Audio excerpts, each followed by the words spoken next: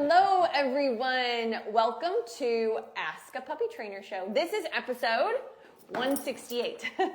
I am Bethany. This is Sparky.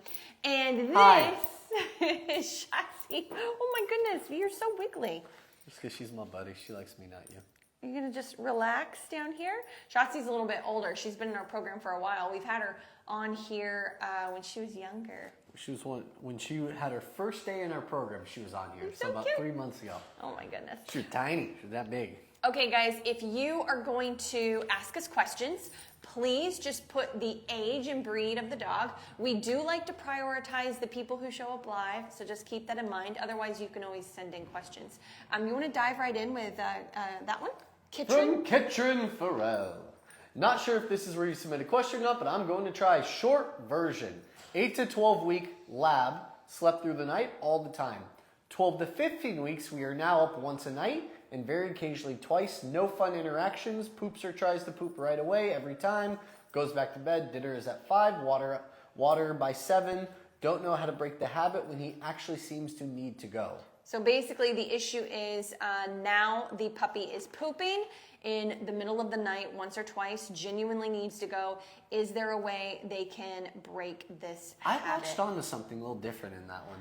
So poops or tries to poop right away. Mm-hmm. So even if the dog doesn't have to poop, is it still going out there and attempting to push something out that's not there? Is this habitual or is this actual need? It's such a young puppy, Sparky. 15 weeks. I would think there's some need, or the puppy genuinely thinks that they need to.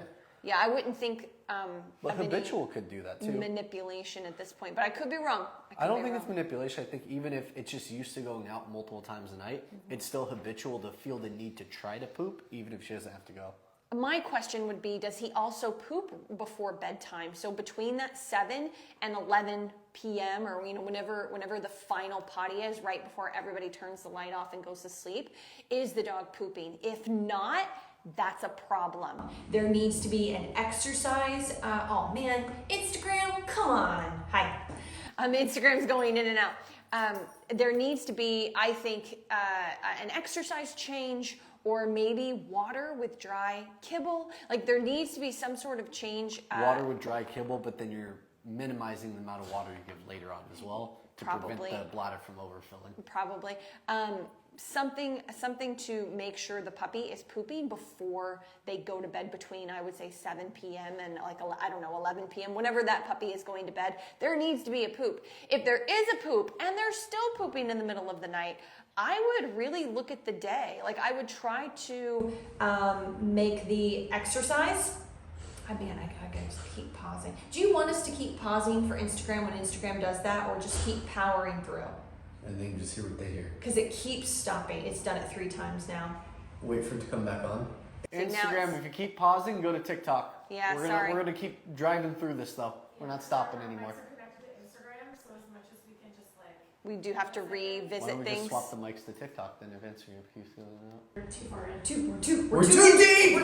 We're in too deep. So we are going to have to repeat ourselves a lot because Instagram is struggling, and that's where we plugged the mics in. Sorry, TikTok. Okay, anyway, I have no idea. Let's see, none of that would have been captured by Instagram because of all the in and out. So what I was trying to say is if there's not enough, petting your hand. Uncomfortable. It was very uncomfortable for me as well. You better watch it. She's gonna bite you. It was very weird. Hey, whoa! That's my service animal here. Okay, so if the dog isn't pooping enough during the day, maybe you need to relook at exercise, maybe rehydrating kibble, whenever you're giving kibble. Maybe if you're home, move that 5 p.m. to that final feed, 5 p.m. to 4 p.m. Are you still doing 3 feeds a day? Let's make sure that there are 3 feeds a day that are breaking up the food. That would be my advice. Do you have anything to add?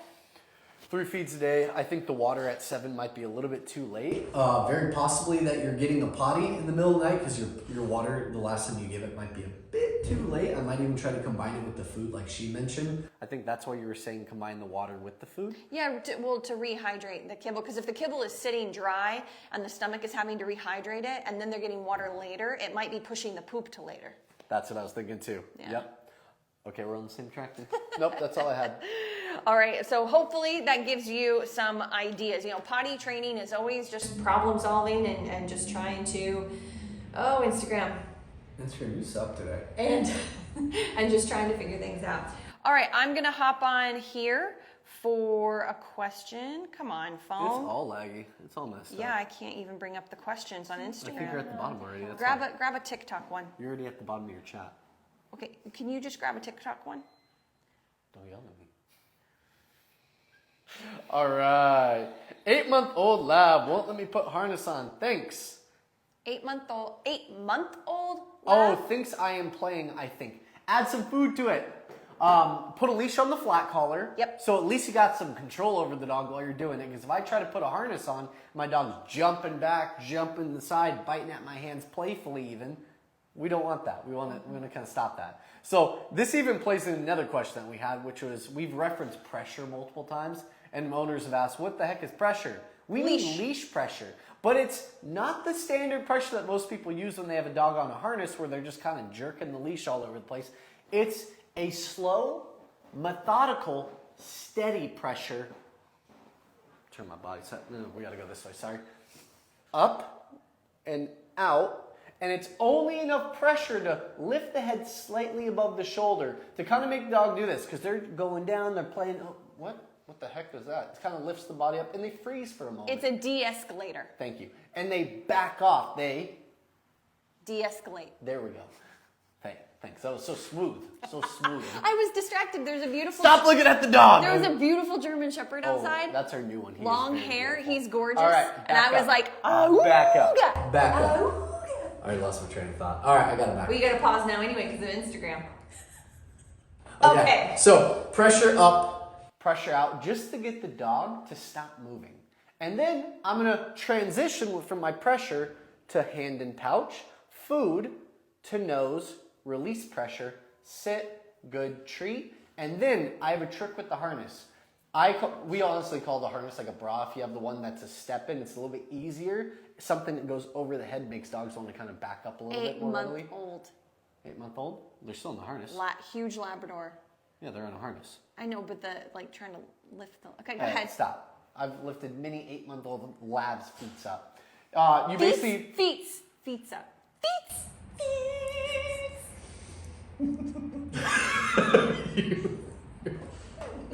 Now I just mouthed the bad words at you. You dropped one F-bomb on TikTok. All right, let's try that. Put your hands through the loops, through the holes. That's little feetsies holes. Put your hands through it, and I honestly grab a treat, and while the dog is eating the treat out of one of my hands through the holes, I'm just going to scoop one paw, and because you know it's an 8-month heavy dog, I'll scoop one paw at a time, then the other paw. My hands are already through the loop. So once I've grabbed the paws, and I'm holding the paws, they're now also in the loop. Pause. Sorry, we're pausing for Instagram. Now their paws are also in the loops, and you're going to go up the back, clip behind the back, put your leash on. I think that sounds crazy for an 8-month-old lab. I think it'll be easy. Maybe you can do it. Okay. Me. There's like... Well, you can tell them to put the feet on the ground, put their feet through it? I just worked a crazy 9-month-old Labrador. By crazy, I mean crazy happy. And remember, I talked to you about him. And the idea of doing that with him to get a harness on would be like, they'd put me on Funniest Home Videos, you know, with one of those like funny tracks behind. No. So, no. For me, I would definitely get the over the head, personally, when it comes to an older dog. For the puppies, I love the step in and over the back, but for an older dog, over the head. I also probably would be walking this dog on some sort of slip leash. I was waiting for you to bring that part up. Slip leash or martingale collar, and then if I really wanted to do the harness, I would do a two leash situation, but that's not what you asked. So for me, try what he said. I would personally switch it up and use food and teach the dog to put their head through the harness, through the hole, with food. Like Not, that. She's that talking about would the be, over the head, not the 2 loop Yeah, one. not the 2 step in. That would be a training session all in itself. Like 3 to 5 minutes, 3 times a day of sticking your head through, to get the food. And then I would still have a leash on flat collar. I suggest a cloth martingale to do pressure up when I'm clipping him in and there's nonsense. But nothing lives in a vacuum. I would be shocked if this was the only time you had issues of excitement with your Labrador. So for me, is there blocking at the front door? Is there blocking to get out of the kitchen? Is there place duration? And when he gets out of place, blocking. And by blocking, I mean I move into my dog and they get out of my space. They back up and calm down. That forward motion brain is taught to relax and back off. So for me, I would also make sure that you're doing those other things, because otherwise what we gave you is just a Band-Aid for the moment to maybe help a little bit, just so it's not quite so challenging, but it won't actually help your dog's state of mind in general. Okay. We're just telling you how to put on a harness. Yeah. She just mentioned how to get past the fact that he's fighting you to put on the harness. Yeah. Crimson Rosella says, our older puppy has this issue with nipping and our hands. We tried the leash pressure and also crating. Everything leads to barking at us. How would we address the barking? And then someone asked underneath there, what does she mean by pressure? I don't think they mean you. I'm guessing it means me. I'm the she. I can just assume that. I don't want to assume anything, but I'm going to assume I think that. they're talking about Crimson Rosella is the she. Look. What does she mean by pressure? We tried This is up from a video. Okay. Sorry, this is from, you weren't listening when your wife was explaining this to you. So that was from a video where we're talking. I think she's talking about Catherine. Stop. Just refocus. You did this. I know, and I'm so sorry. You're supposed to okay, anyway, it doesn't matter. We'll talk about it later. Gotcha. So this was off of a video. This was a question off of a video when we were talking about nipping and biting, I think. But anyway, how do I only have 20%? Okay, anyway.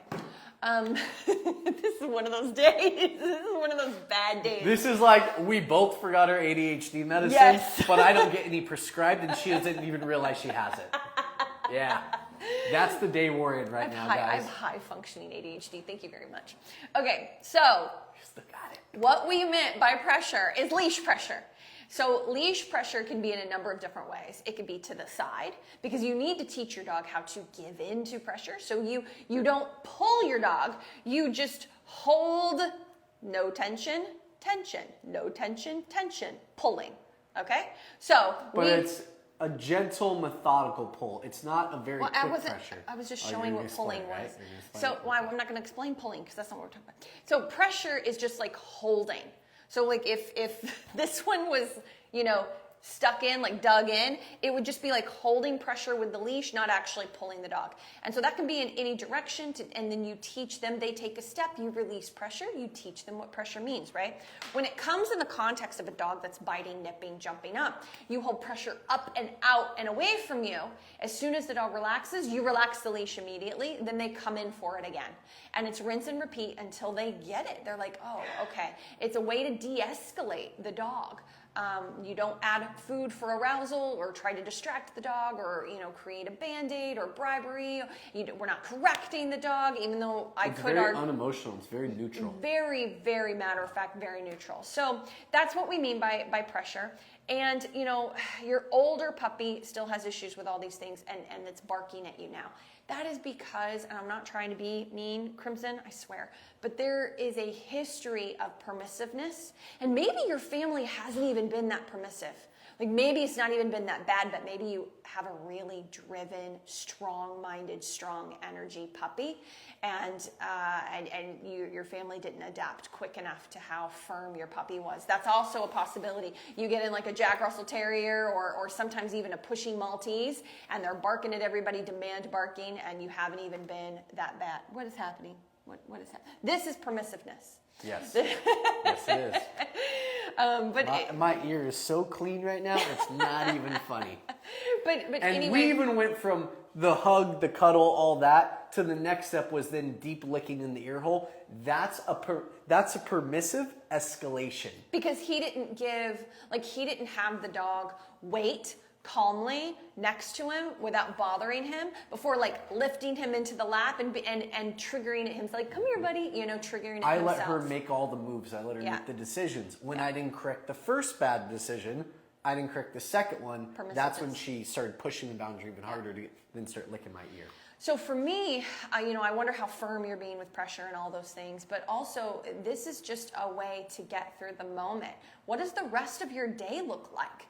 It's what does your front door look like? Can you, an older puppy, you should be able to go up to your front door, open it wide open, look at your dog, and they don't go, your older puppy, and they don't go through it.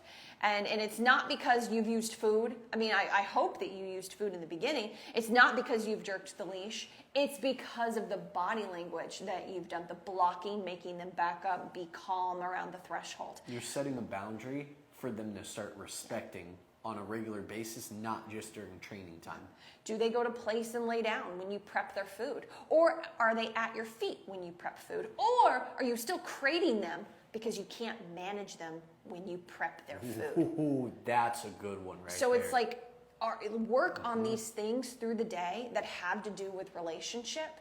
I'm dealing with a 12-week-old Dalmatian right now that demand barks a lot for food. We're ignoring most of it because it's 12 weeks. If she was 6 months, we would be addressing it and going over all of these other things in the home to make sure that the relationship is communicating the same thing, teaching the dog to be calm, and then they get what they want, or just to feel calmer, and that feels better. That's part of it too. So hopefully that gives you some ideas. I still don't have, do you have anything else on TikTok? My TikTok's frozen. Yeah, because I don't have. Oh, I got a Yorkie one. I'm going to. We haven't done an Instagram one yet. Go ahead. My pup is 1 tomorrow. I wanted to put a mattress in her crate, but she rips it. What can I do to give her more comfort without destroying? Primo that actually pad. feeds into another question on the paper as well. Can you repeat the question so they can hear it? Oh, yeah, that's a good idea. So someone's dog is turning 1, and they want to be able to give their dog a comfy bed. They can't. They're still chewing it up. In the crate. That's not uncommon. Get a Primo pad, Primopad. They're expensive, but I've only had a few dogs chew them up.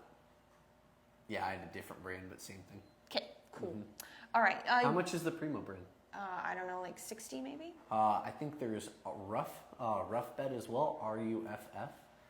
They sell those at Petco usually. They're about half that cost, but they're probably not as well made. Probably not. And This is like, they originally were going after kennels and trainers, and now they're more public, for like one-on-one. So yeah, they're more heavy duty. Yep. But I'm gonna you find want the to do question yours? here. There was another question here that goes. I'm gonna do a different one for now. You want to do another Instagram one, Ricky? No, that's it. Oh, okay, fine. We'll sit here and wait for Sparky to choose the question. I'm looking for one that goes off Here. of that one. Nah. Well, no, let me do one in the Here, meantime. take my phone. I don't Find want a TikTok your question. phone. Find TikTok. Okay. There's lots of TikTok questions. Okay. You have no idea. In case I'm not communicating it correctly, I'm annoyed. All right, let's see. 8. Oh, no, we just did that one. Ooh, how do you feel about No. My pup is almost 4 months old, and she's super scared of people and dogs. I'm not sure how to fix this. Oh, I'm so sorry. You can't fix it. But what you can do... Oh my God. I'm trying to be quick. All right, that was doing here. Will you take her? Thank you. Oh, she's like flailing when you pick her up. Because her foot got caught in the mic. Oh my God. I can't believe you started that. You can't fix it. I'm sorry. That's She's not wrong. It's a personality, but it was so brutal. Well, keep going now. My tact is gone. You've annoyed me. Today has been weird, guys. Okay, so this obviously is a genetic predisposition. It's not common to have puppies that are fearful of everything. I had one myself. It's not easy. And what you can do is make everything about you. What builds confidence is a crazy, highly structured day and make everything about you. What do I mean by that? You see a person, you look at mom, you get food. You see a dog, you look at mom, you get food. You see a dog, I'm going to turn as the owner, human, mom, whatever you call yourself.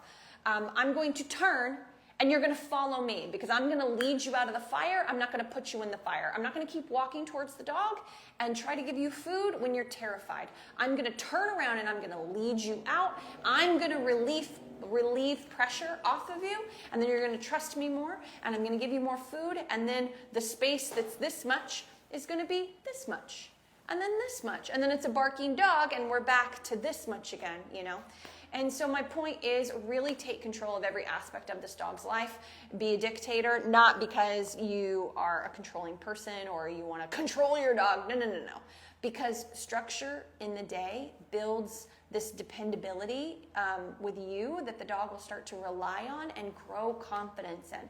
If they know that they're going to have crate time, 2-3 times a day. They're going to go for their walk roughly at these times a day. They're going to get training here and play here. When they see a dog or a human, they know you're not going to put pressure on them. They know that you're not going to let that person enter into their space, and it builds a really great relationship between the two of you. You need to build food drive, lots of obedience, lots of structure. That would be kind of like a quick overview, of what to do, like an umbrella of what to do. This is definitely something that I would get one-on-one help with in the home, or some sort of program. Like we have an online school that would be great for this because you get us, one-on-one answering questions, but some sort of help here to really dive into how nervous is your dog? Are they putting the brakes on? Or does it look like they might become reactive in a couple of months when they start to become an adolescent? Like there's a lot of things to this I'd get some extra help with. All right, you want to go? I want to challenge us, Bethany. We have some really good questions that can be answered quickly. Let's do 30-second or less answers. So you don't have anything to say on hers because you were reading all the questions? No. I don't have anything to say because you covered all of it. Oh, okay, thank you. I just wanted to hear that. I think. That's true, too. He was so reading everything. He was not listening to me. All right, so this is off a video. If your puppy has high anxiety in the crate and won't stop barking, so it's going off that video, a woman asked, my dog was great with the crate at first because he came from the shelter. Now a month in, he all of a sudden will not go in his crate anymore. He hates it, and I've never had a dog like this before. 30 seconds or less, put him in. He doesn't have a choice. Yeah. That's an easy answer, and it's not even us being, ornery. It's just literally, if I have a dog that doesn't want to go in the crate, I'm like, here's the food in the crate. Here's the leash pressure to guide you. No? Whoop. Button in the crate. Yeah. And then I'll do it 5 or 10 more times until it becomes easy for me to do it. Yeah, start teaching it as a command. Everyone teaches this as something that they do just to put the dog in the crate and then they leave, but you're gone for an hour and a half, 2 hours. The dog associates that with duration. When you teach it as a training routine, there's food, there's fun, and then you're going to take them out for the next hour or whatever amount of free time. You spend 15 minutes going place, come, house, or crate, or kennel up.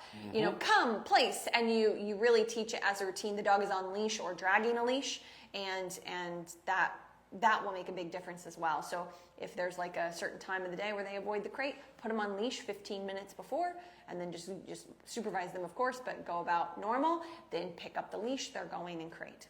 I'm pretty good. That was like 30 seconds each. That was awesome. All right. How do you feel about a covered crate? I like to leave the front cover up during the day, even when he is napping, just so he is aware of his downtime, but is still able to acknowledge I'm still around. Nope, cover it. You don't want him to acknowledge that you're still around. The only purpose of him being in the crate during the daytime, when you're home, is to sleep, hit REM sleep, relax, and settle. If he's always alert to your presence, he's not actually doing what he's supposed to do in the crate. Crate is for REM sleep, to help them recuperate and be ready for the next time they come out for activity, for training, for play, for everything. Other things too, to learn how to be by themselves, to learn how to be independent, to even be able to sleep like that because there's no stimulation around them. I would even go as far as saying move that crate to a master bedroom, a guest bedroom. She shouldn't be able to hear, or he or she. A walk-in closet. The dog should not be able to hear or see you when you're moving. Obviously hearing, you can't really fully block that, but a walk-in closet helps because all the coats and jackets in it create like a soundproofing. That's all the short ones I got. I finally got some from Instagram. The Ryan Journey says, what age can a puppy Yorkie hold themselves when it comes to potty training? I have to leave the house for work in a few weeks, and I don't know how to do it. I don't have enough specifics, and we're a little short on time, so I might, there isn't one. He's asking what age can a puppy Yorkie hold themselves, but I don't know how long you're expecting this puppy Yorkie. I have a feeling you're expecting for 8 hours or 9 hours, like 8 hour shift plus a lunch, 9 they can't. hours. Yeah. A Yorkie can't. I mean, I know adult Yorkies, like full-grown 5-year-old adult Yorkies that still can't hold it for a 9-hour day without having a potty area. But you can create some kind of setup for them. If the Yorkie is prone to getting into things and getting into trouble, chewing cords, things like that, it's a safety factor. Then you can get a giant crate, like, I don't know, would you say Great Dane crate? Is that even a little too big? No, it's too big. Maybe a large Just versus like a 40, an XXL? like a 42-inch. Pretty sure that's a large still. Yeah. And then you basically just divide it in half. Like, not actually divide it in half, but half of it is like where the dog is going to sleep. Puppy pads, and then Other the half other is half is potty puppy pads. pads. Yeah. So you're basically having sleep spot, potty spot. And no, this is not ideal to everyone out there who's saying, have but someone- you're peeing in the crate, you're teaching it. They don't have a choice, guys. Yeah, if you don't have a choice, but otherwise get someone to come halfway through the day. 4 hours might still be long. I was getting ready to say I might expect 4 hours at a year for males. A year old, guys. But pointing that's the paper. But that is so dependent on, have you done crate training? Yeah. Have None of this will work if you haven't done some version of structured training. Yeah, and when I say 4 hours, I mean 4 hours in a crate, not 4 hours of a roaming Yorkie. Because the roaming, jumping on the couch, and then checking the front door of the mailman, and then back on the couch, and that roaming, you can probably, for a 1-year-old, potentially put it down to 3 hours. And you definitely don't want a doggy door because they'll be plucked up by hawks or whatever else is outside. One of my clients last week, they had a hawk tell come me. down for their dog, but the dog ran away and the hawk missed it. Yep, we have hawks in Little our white floofy dog. We have hawks in our area, and I would never let my little happy dog outside without all the dogs being out there, ever. She's 3 months old now and you do well with the crate. Oh yeah, 3 months old, you probably aren't going to be able to do that. Well, but he didn't say how long he's expecting her to hold it. So let's do one more question, and Hey, maybe you throw can in respond. the chat how long you want the dog to hold it Yeah, for. how long are you expecting? I say yo. Yo. All right. Oh, I like this one. My 4-month-old puppy cries, barks in the crate when I'm doing stuff in my house and doesn't settle unless I am quiet as a mouse. That's House as a normal. mouse. That's She is normal. fine when I leave. 2 minutes crying max. Any tips? Oh, it's so normal. Supervised separation, or even just being in the bedroom but being able to hear you, it's really tough for some dogs. It's If really you're hard. trying to specifically work on it, I like what you said about supervised separation. It's a different version of, instead of them being in the crate, they're out of the crate. They can be on a dog bed with a playpen around them. If you've already taught place command, they can have some kind of back tie behind the dog bed, opposite from the side you're on. And you're basically teaching them to exist in this space without having access to you. We don't have time to answer another one completely. No, without it's- having it's- access to you. it's not another one. So then when they want to get to you, they hit the leash, they kind of back off, they learn how to settle. But it's really valuable for self-soothing, independence, and confidence building. Yes, but if you're having the issue that you're having, I mean, I don't think that will work. I think what you're going to need to do is do a better job of kind of soundproofing, maybe where your puppy is at, other side of the bed, walk-in closet, bathroom with the fan on, covered crate, white noise machine, as well as the TV or radio playing, and be quieter as if you've got a baby in the next room sleeping. I mean, honestly, this is super common, and it's something that I would say you would need to make some tweaks in order for your puppy to be successful, because they're successful in other areas. And I would say if you keep accidentally creating this anxiety, it's going to bleed over into the areas where your puppy is good. So I would Nothing also, lives in a vacuum. yeah. So I would tweak the way you're setting her up. But also what you're doing during your free time matters too. So the Ryan journey, if you have to leave for 8 hours in 6 weeks with a 3-week-old puppy, the puppy will be about 5 months old. 8 hours, absolutely not. Not even a Labrador. Not even a Labrador. At that age, no. No, I mean, there's no. If you live in the city though, you could probably get a couple rovers coming in twice a day. They Yeah. cost about $15 per time, so have like a $30, $40 budget planned out. And it's literally, they're gonna walk in, take the dog out for a potty, put him back in the crate and leave. That's it. So you're going to have to do the setup that Sparky mentioned, like a safe big crate. Not even a fence. Like I would not even fence in this dog Either, because they can climb it, they can get their they're paws so caught. small. They will caught. We have a German Shepherd that broke his paw at home because he tried to jump over the playpen, got his paw stuck, and broke it in the playpen. So no playpens unsupervised is what we're trying to say. But the crate, might be an option. So anyway, I would try that, and I would try to get a neighbor, a friend, something. Get a camera on your dog. That is a long time for that young of a puppy to be alone. We honestly wouldn't advise it in general, but we do understand some situations. You have to adapt. There's some daycares too that have adolescent program, or sorry, not adolescent, infant programs.